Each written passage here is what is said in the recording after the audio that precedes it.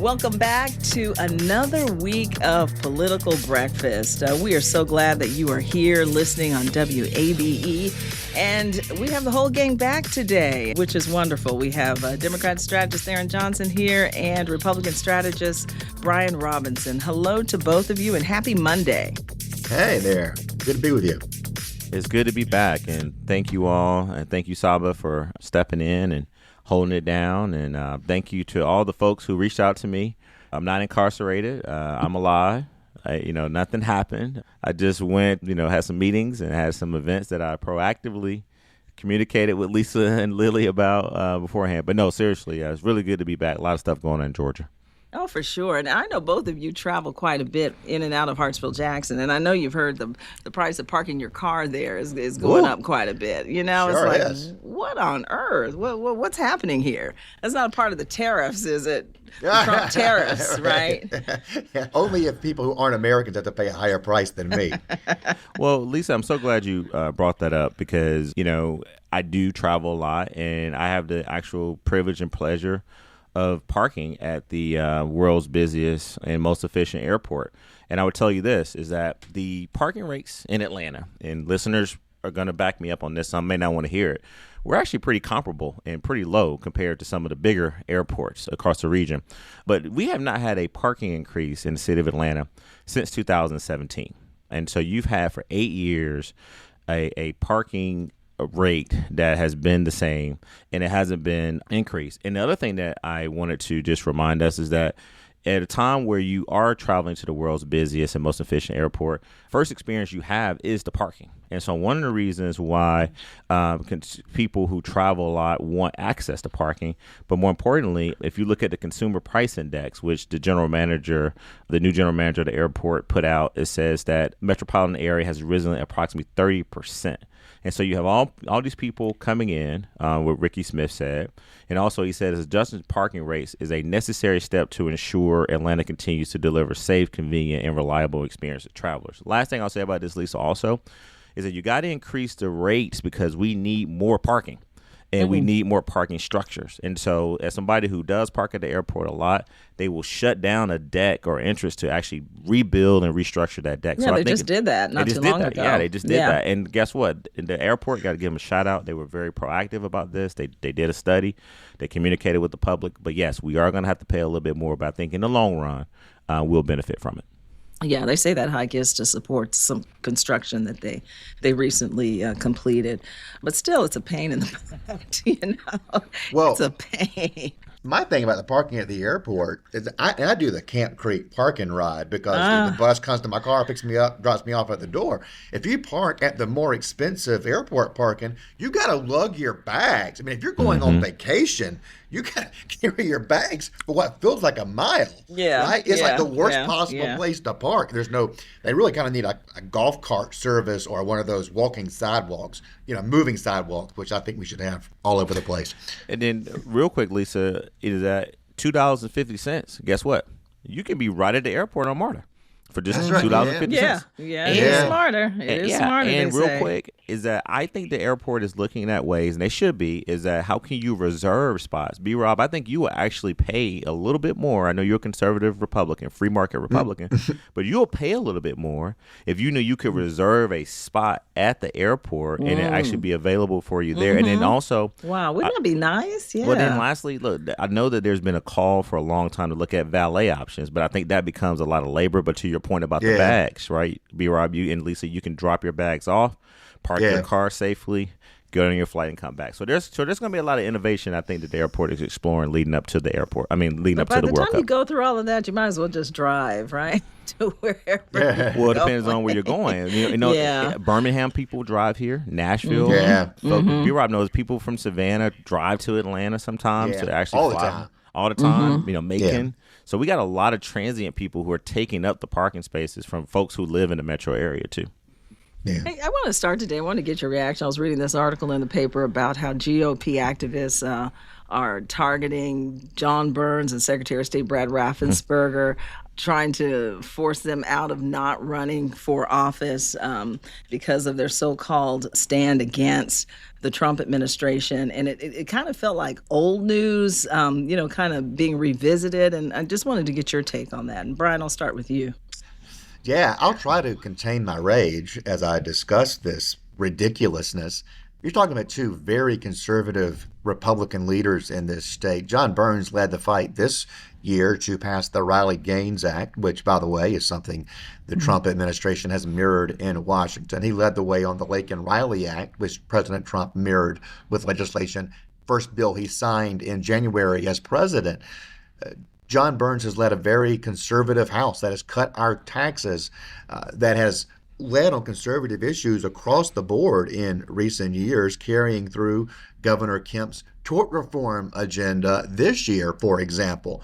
So name me a conservative issue where John Burns hasn't delivered. Brad Raffensperger has led on citizen-only voting, has been pushing for reforms that increase election integrity, which these folks in the party say is of utmost importance to them. But no matter what he does, no matter what the legislature does, it's never enough. It's never enough. There's always got to be one more thing when there's no evidence whatsoever that we've had election problems in Georgia. We have an efficient, reliable system. And everything that they're trying to do now on elections will make us less consistent, less reliable. They want to go to hand-marked paper ballots. It would take days to count those votes. And do Republicans really want the Democrats in Fulton County and DeKalb counting hand-marked votes, where one Sharpie pen can have a vote thrown out because it's been an overvote? It is the most corrupt and corruptible way to vote. So this is all nonsense. And look, Brian Kemp has sidelined the Georgia Republican Party and its county affiliates for the most part because of this kind of crazy stuff. They have made themselves irrelevant. And Josh McCoon is a friend of mine. He's a great conservative Republican leader. I am glad he's at the head of the party, but he has little control over what's happening in these local affiliates. And I'm hoping he's shaking his head at some of it. The point of the party is to elect Republicans. And what the party thinks is that these are self-appointed people who just show up and they think they get to determine by themselves who is a Republican and who is not. And they don't. Yeah. They don't represent the primary electorate at all. Yeah, Tharon, jump in here. Yeah, no, I'm gonna jump in because if our listeners listen to this, right, Brian has spent a lot of time over the years on this podcast, especially so if there's black people or brown people who he talked to, he comes on here and then all of a sudden he's the the Democratic strategy that knows exactly what they want. But also he's criticized Democrats for not listening to the most progressive wings of our party, right? And so remember, I reminded our listeners when Biden was say that again. Say that again. When Biden was in office, if AOC, the squad, all your folks, they went out and said something, you would sort of say, oh, this is the Democratic Party. This is who they are, right? That's what you would do. So I'm about to do exactly what you did to us. That's the Republican Party, right? And that's the people that support Trump. They're calling out Raffensperger and Speaker Burns, who I'm a huge supporter of as well. He teased you and I, Brian, back and forth about what we say on this podcast and other things. But what you just heard from Brian is a more direct way than we as Democrats do, saying, like, these people are nonsense. I think the quote from the spokesman's office and Speaker Burns was that this is political theater. Lisa, this is the same thing that was happening when Biden was in office. Remember, I can go through them all. The squad. When we were out here talking about DEI, when the white liberals, as Brian was talking about, the progressive, they would talk about transgender issues. And when we wanted to let all the immigrants in and we wanted to, so you know what? The same thing is happening to the Republican Party now, in that they feel like these two leaders are not supporting the MAGA movement. I do agree with B-Rob that you're very lucky if you're a Republican in Georgia, because you do have a governor and a former U.S. senator who's raised millions of dollars, her being Kelly Loeffler, now SBA, who say, you know what, we don't even need the party apparatus anymore. We're just going to go out and do that. Well, Democrats, Lisa, we can't ignore the Democratic Party of Georgia. We can't ignore the DNC. Even though Senator Elena Parent came on this podcast and pushed back on criticism about her not voting for a political trap bill, which was to talk about procedures and surgeries that are not even happening. And so what I would tell you is that to our listeners, Georgia Republicans want you to believe that there's like there's no dissension over there. It's dissension in the Republican Party in Georgia, just like it is in Democratic Party of Georgia. These activists just found a vacuum and a way to break through and to get some attention. It's always been there, but because you have a governor like Governor Kemp, a strong speaker like Speaker Burns, who took over the mantle from Ralston, and let's not forget, Governor Kemp was booed at he don't even go to the conventions anymore, right, bro? He don't even go. Yeah, he doesn't have to, really, does he? No. But this is democracy.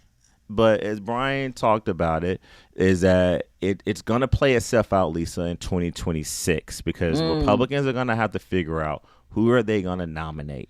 And what you've been hearing from this criticism is a small but loud voting block of primary Republican voters who I think are going to judge these Republican candidates on how supportive are you to this chaos that's going on in Washington as we approach 100 days, where the president of the United States of America, Donald Trump, Lisa, has the lowest approval rating than any president in the last 7 decades. And these people are willing to crawl over broken glass for him. They're willing to run through brick walls, and they're going to hold other leaders accountable that they don't feel like is supporting this MAGA agenda. I want to point out just how out of touch the party apparatus is with the primary electorate. And Georgia's Republican primary electorate, of which I am a part, I'm the only person on this show who's a part of that body of voters. And it's a very conservative electorate in the Georgia Republican primary. So a subset of that is the people who show up for state party and county party events. The state party straw poll going into the 2022 primary, Brad Raffensperger got 4% of the votes. Kemp, Carr were trounced by their Trump-endorsed opponents in that straw poll. Then we have the primary. Raffensperger wins without a runoff with 50 plus, and Kemp and Carr got 75% of the vote. So you're talking about a group of people that has almost no connection with the very conservative Republican primary electorate at large, much less the general election population. They're not signaling that there's a fraction in the Republican Party by doing this? Of course there is. We all have that. There's merit in what Tharon's saying. Obviously, their loudest voices are their most extreme, and that's going to be true in any political party. That's how it's worked out anyway. But the highest vote getter in 2022 was Brad Raffensperger. It wasn't Brian Kemp. It was Brad Raffensperger. He got 54%, which is a landslide in Georgia. So that just goes to show you how out of touch these people are. Well, Lisa, listen, let's just call it what it is. I'm back. Let's just make it plain. They're the group of people in the state of Georgia who feel like Brad Raffensperger did not break the law enough for them, right? Yes, he entertained the call. Yes, he looked at, a very contentious election result. I think he was fair and proper. He followed the law. He was just smart enough to record the second call, Lisa. And so there are folks that believe still that the elections were stolen, and they believe that Brad Raffensperger did not do enough to do it. Also, we got to be, keep it real on this podcast. There are still people upset about what happened with Senator Colton Moore trying to enter the chambers with the joint session. We all saw that image of the senator being, pushed to the ground after he, still tried to enter the chambers. And the gentleman, Keith, I think is his first name, who I saw at the Capitol, and went up to him and said, "Hey, look, man, I know, at the moment you were probably could wish you could take that back, but then at the same time, I think you felt like you were doing the right thing." And so there's a lot of this not covered anger from Republican opposition, Republican primary voters. And because the Republicans are in leadership, Lisa, this is the first time that it's really kind of breaking through to the mainstream. And I keep saying this, it's going to play out in who they elect to be their nominees up and down the ballot in 2026. Here's my thing, and I think this is true for Brian Kemp on down. And I mentioned Brian not to single him out other than the fact that he's the most well-known person amongst anybody listening to this show. Brian Kemp would tell you, Chris Carr would tell you, I would think, look, we have, and Speaker John Burns, Lieutenant Governor Burt Jones, they would tell you Georgia's a very well-run state that has led on conservative principles. What we have done mirrors what's being done in red states around the country that are very MAGA influenced as well. And we've done it here in a state where Democrats have much closer to parity than they do in those other red states. But they've still led from a very conservative point of view. And there's a frustration that nothing ever is enough, that the party apparatus isn't one to elect Republicans, it's one to constantly take on and battle Republicans.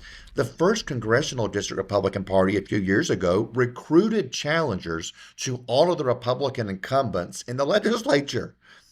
If that is what you are doing, the people who are Republicans in office have no incentive to have anything to do with you.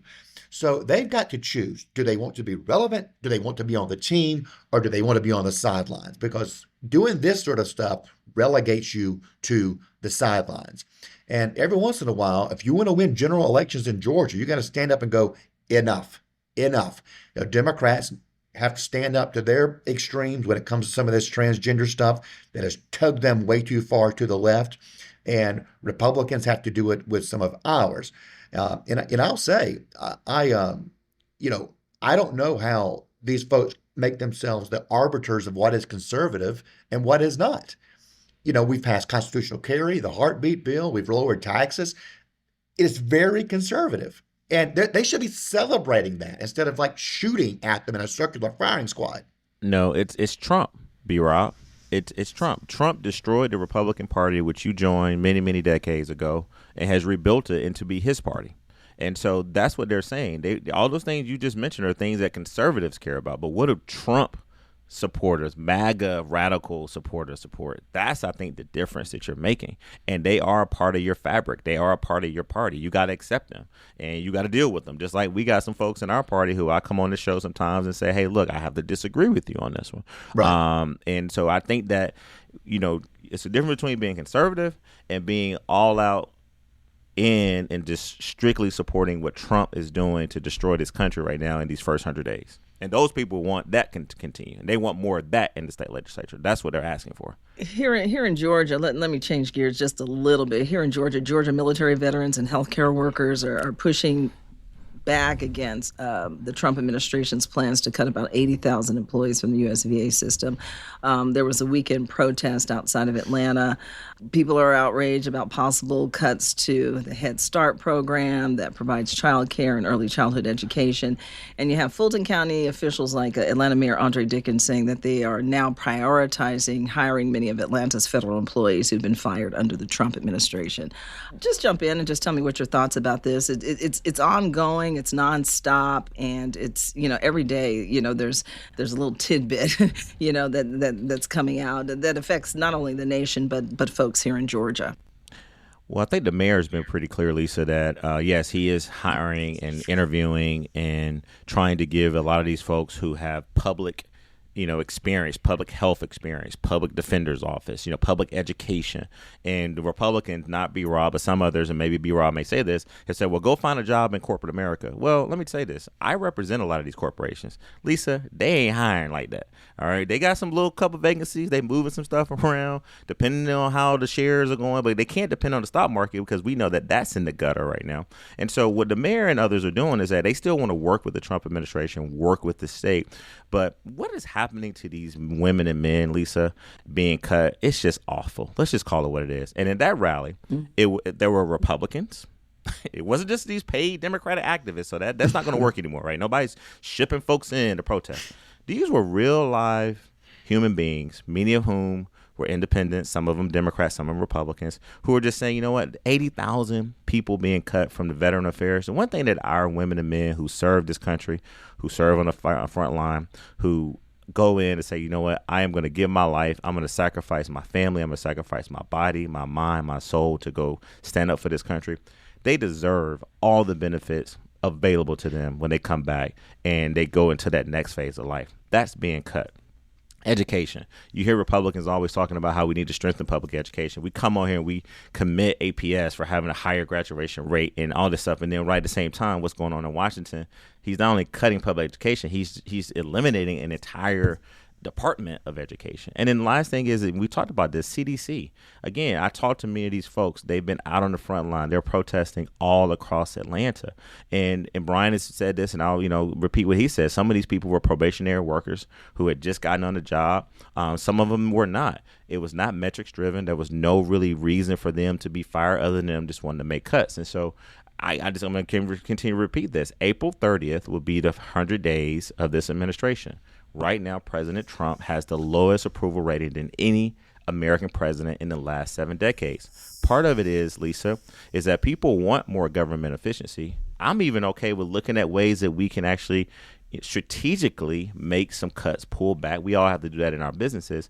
But what is happening with Doge? And by the way, I call this bromance out, right, between him and Elon. Headlines last week was Elon is stepping back to go back to Tesla because of the stocks are falling. Well, the bromance didn't last as long as I thought it was going to last as far as him in this official Doge world.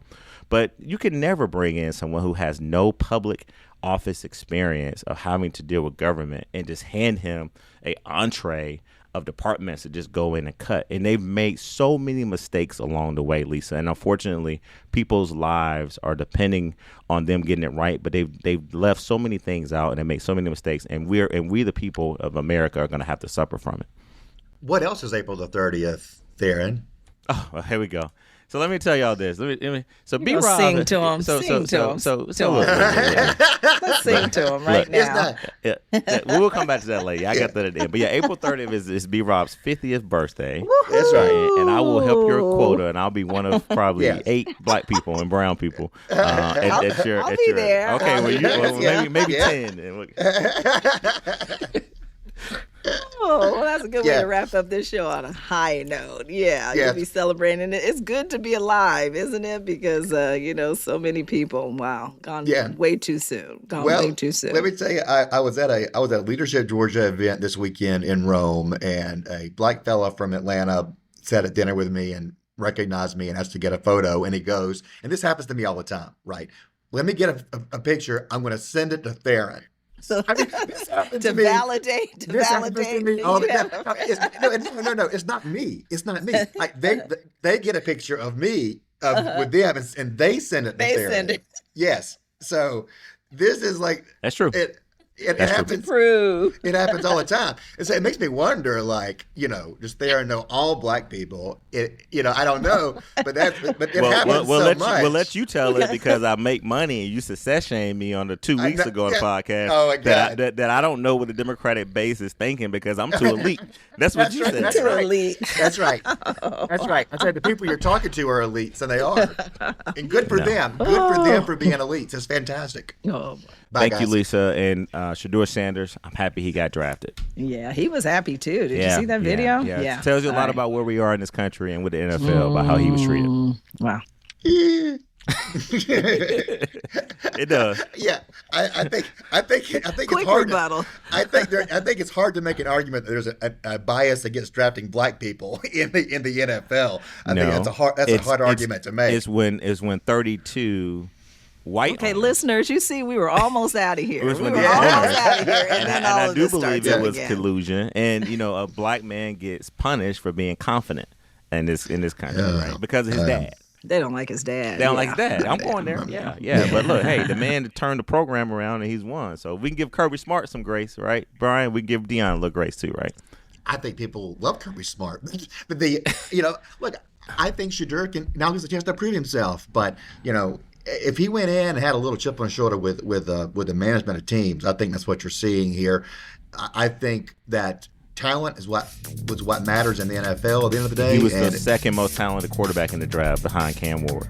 But but we've heard that from many draft busts with QB. So we'll see. Nobody saw Tom Brady being the GOAT, and that's what he became. So because he didn't put up numbers in college, Shedeur did. Right. Yeah. All right, we're done, Lisa. Thank you all. All right. Thanks, guys. Over and out, guys. All right, we'll talk soon. Bye.